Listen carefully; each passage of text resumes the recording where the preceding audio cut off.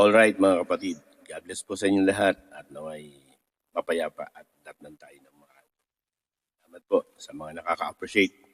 Buong puso po ako nagpapasalamat. Thank you po. Thank you. Ang pag-uusapan po natin mga kapatid sa umagang ito ayun tungkol sa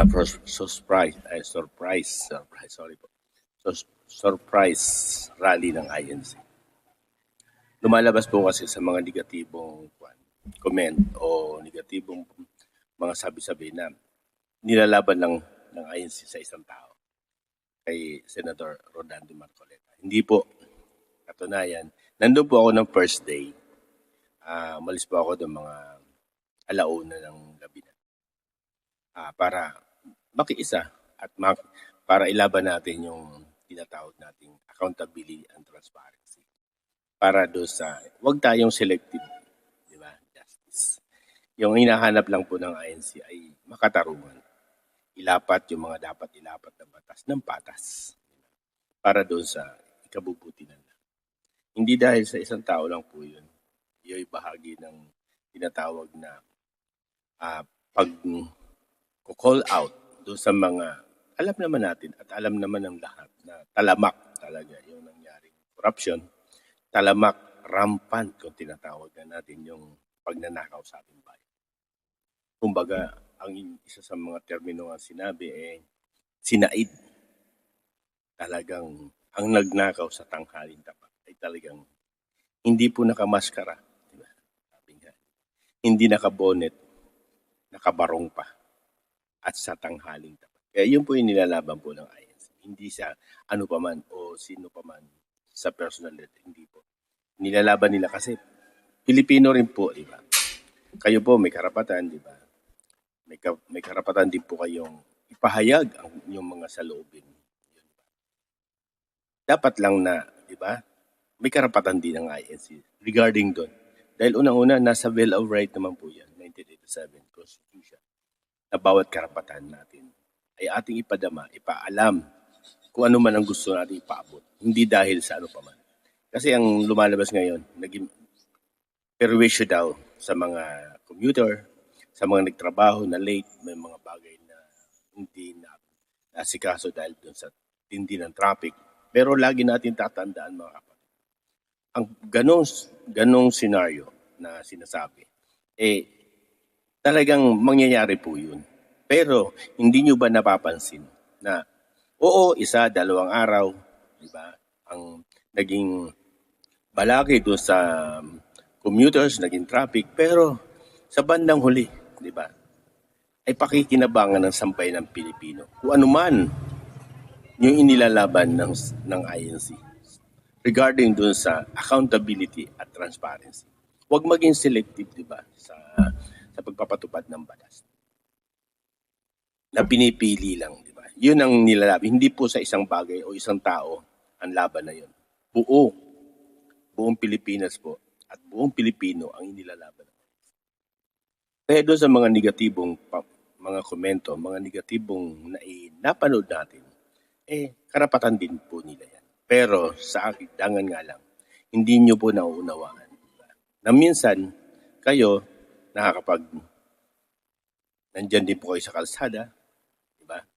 Tumatawag ng pananagutan, nagiging traffic din, naging biktima rin ng traffic ang mga INC dahil siyempre, mga Pilipino rin yan, nagtatrabaho din yan. Pero may narinig ho ba kayo na sinabihan kayong perwisyo?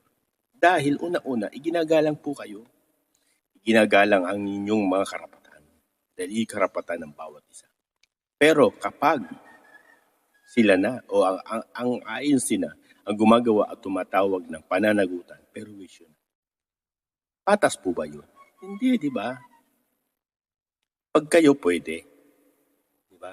Pag sila hindi pwede, mali po yun. Ang batas po natin ay pantay-pantay. Walang kinikilingan po yan. Nasa Bill of Rights po yan, 1987 Constitution. Ang bawat may karapatan. Ang bawat isa ay may karapatan. Karapatan mong manawagan, karapatan mong i-call out yung mga magnanakaw na yan, di ba? Karapatan mo po yun. Karapatan ng sampay ng Pilipino. Pilipino po ang INC. At kung tutuusin, hindi ko sinasabi na karamihan ay lumalabag, lalong higit doon sa mga di ba? Yung sa mga ibang reliyon. Hindi ko sinasabi po na talagang mapaglabag sila ng batas. Hindi po hindi ko nilalahat kasi marami tayong kilala na masunurin din po talaga. Alam nila. Katulad nung pagbabayad ng buwis. Lagi natin tatandaan. Karamihan, hindi ko nilalahat kasi may mga kaibigan na akong matinong magbayad ng buwis, tamang ibinabayad ng buwis. Pero sinisigurado ko sa inyo, ang ILC masunurin kung ano ang itinatadhana o kung ano ang sinasabi sa batas ng pagbabayad ng tama sa buwis. Sila ay matuwid sa pagbabayad. Ganyan, di ba mga kapatid? Tungkol sa pagbabayad ng buwis. Hindi ko nilalahat po. Pero alam ng lahat, karamihan. Kayo po makapagsabi na talagang karamihan sa mga kaibayo natin sa pananampalataya. May mekos-mekos. Pero tinitiyak ko, inuulit ko nga po. Sa INC po, masunurin sila sa pagbabayad ng buwis ng tamang deklarasyon.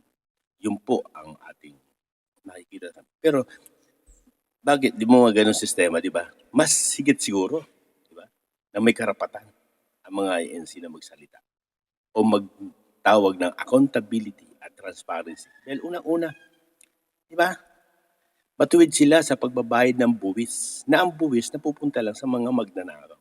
Di ba? Karapatan yan ng bawat isa. Kaya yung karapatan nyo po, pwede po yun.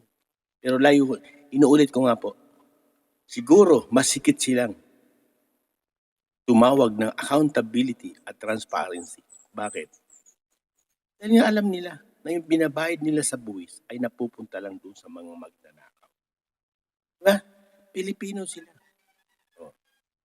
Kaya nga inulit ko, hindi ko sinasabi na hindi kayo masunurin o gumagawa kayo ng mekos-mekos regarding sa pagbabayad ng buwis. Pero kayo po ang makakapagsabi. Karamihan po, gumagawa sila ng pamamaraan para mailihis, mabawasan ang bayarin sa buwis. Bakit? Yun po talaga ang totoong gawain. Pero sa INC, hindi po yan. Kasi aral sa kanila. Aral sa INC ang gumawa at matuwid na pagbabayad ng buwis. Kaya siguro mas higit silang may karapatan na tumawag ng accountability at transparency. Kasi nakikita nila kung paano waldasin, paano simutin o saidin ang kaba ng bayan sa ganitong uri ng mga magnanakaw.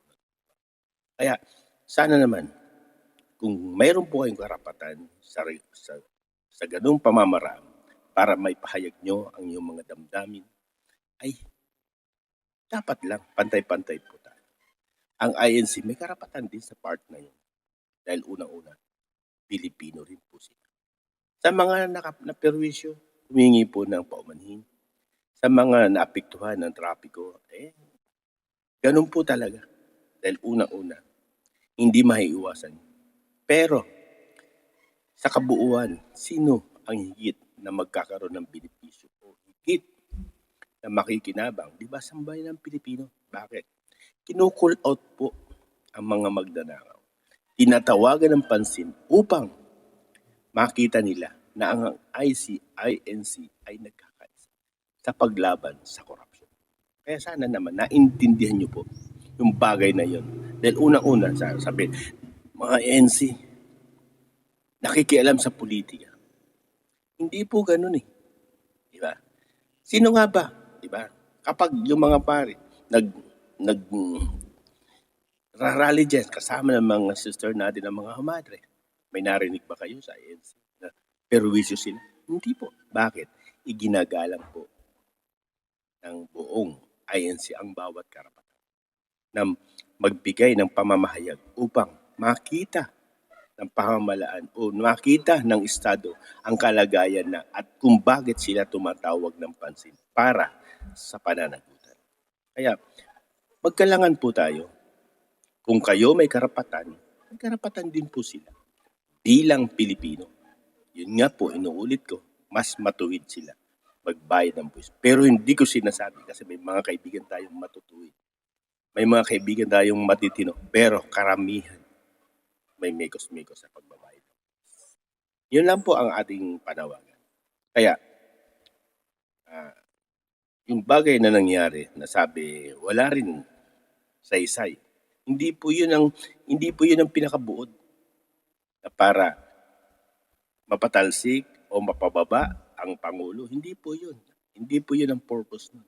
Ang purpose dun, maipakita sa pamahalaan o sa administrasyon na to na ang mamamayan ay galit na sa ganong sistema.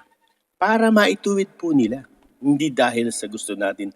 Kaya sabi nga nila, di ba? Wala rin saysay. Sayang din ang pagod. Ganun po talaga. May kasamang pagpapagod. Sakripisyo.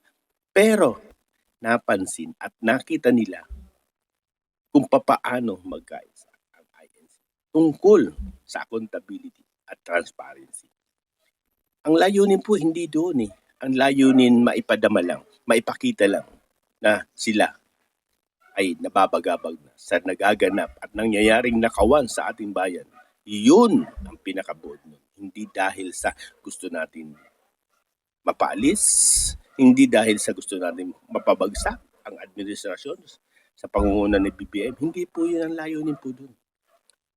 Ipaabot lang ang kanilang mga damdamin na sila man at ang buong sambayan ng Pilipino ay talagang hirap na sa nagaganap na pagnanakaw, rampant na korupsyon sa administrasyon. Dahil hindi naman sa part na yun eh, para patalsikin. Hindi po. Ipakita lang na hindi sila nagbibingi-bingi. Hindi sila pulag. Alam nila ang nangyayari sa ating bayan. Kaya ganoon po ang ating panawagan. Sana makita nyo rin ang kanilang mga karapatan. Hindi dahil sa kung kayo gusto nyo, kayo lang. Hindi naman po pwede. Hindi nyo pag-aari ang Pilipinas. Pag-aari yan ng buong sampay ng Pilipino. Ang mga INC ay sampay ng Pilipino rin na may isa o may karapatan din sila tungkol sa hinaing. Na nakapaloob naman po yan sa ating 1987 Constitution na tinatawag na Bill of Rights, Section 3 yan, di ba? Bill of Rights. Kaya sana maggalangan, magrespetuhan. Dahil unang-una, kayo nire-respeto po ng INC. Kung anuman ang iyong layunin, kung anuman ang gusto nilang gawin, nire-respeto po kayo. Kaya sana naman yung mga bagay na yon, kung siya ay pattern, nakita ko yung pattern, iisa ang pattern, yung sisihin yung INC. Pattern siya. Na ganun nangyari, maraming naapektuhan. Kita mo naman iisa yung takbo ng mga wordings nila. Pattern yun. Ibig sabihin, may bumuo, may nagmando doon na itong palabasin mo. Maging yung mga social media o mga malalaking social media, di ba? Platform ng mga media natin. Yung mga malalaki natin media. Maging sila bias din. Bakit? Imbis na ipakita yung kaisahan, imbis ipakita ko anong panawagan, pinakikita yung basura. Kinukunan yung basura. Na samantalang pag-alis, linis na linis. Bakit? Gusto nilang, yung naratibo nila, ang sirain yung INC. Doon sa part na yun. Pero nagkamali po kayo dahil sila ay organisado. Pag-alis nila, linis po. Pero tingnan nyo, napansin nyo yung sa ABS-CBN. Kung imbis na ipakita yung kung anong nagaganap, doon talaga sila nakatapat sa basura na para may magkaroon ng issue sa part na yun. Pero nagkama sila kasi nililinis na nila. Kaya sana naman, kayong mga media po na malalaki, kayo po talaga yung nagpapakuan kung paano pahirapan ng sampay ng Pilipino. Bakit? Hindi nyo pinakikita yung mukha ng sampay ng Pilipino kung bakit sila galit na sa mga magnanakaw. Dahil may kanya-kanya kayong kwan, di ba? Kasi una-una, sabi nga nila, allegedly, di ba? Yung isa sa mga may-ari ng mga isa sa mga mastermind. Hindi natin alam kung totoo po yun yung sinasabi nila. Pero bakit ganun? Yung tinatawag na pattern kung bakit ganun. Diba? Ang sirain. Diba? Sirain yung mga dapat nilang sirain. May sarili silang interest para sa pansarili nilang interest. Hindi na lumilitaw yung tinatawag na totoong media. Hindi na po lumilitaw sa ngayon. Bakit? Nagiging bias na po. Imbis na ipakita yung totoong kaganapan, ipinakikita kung ano ang pwede nilang ipakita para masira lang yung partner. Kaya, imbis na makatulong sa sambayan ng Pilipino, hindi. Sila pa ang nagiging sanhi o nagiging tulay upang lalo pang pahirapan ang sambayan ng Pilipino. Ayos lang yan. Nasa sa inyo po yan. Konsensya nyo po yan. Kayo naman magdadala niyan sa mga bias na media. Sa mga troll na salot ng Pilipinas. Bakit ko nasabing salot? Ang mga trolls? Dahil unang-una, ang pinapakain nyo sa pamilya nyo, pera ng Pilipino. Salot po kayo. Bakit ganun katindi o kapursigido na sirain yung mga bagay sa bawat gabi? Dahil nakikinabang po doon sa pagnanakaw ng mga tao sa gobyerno. Ang ibinibigay sa inyo po, pera ng Pilipino yan. Ang pinapakain nyo sa sampay ng Pilipino o sa inyong pamilya ay pera ng Pilipino. O, tandaan nyo, may karma po yan. Bakit? Mula sa nakaw po yan.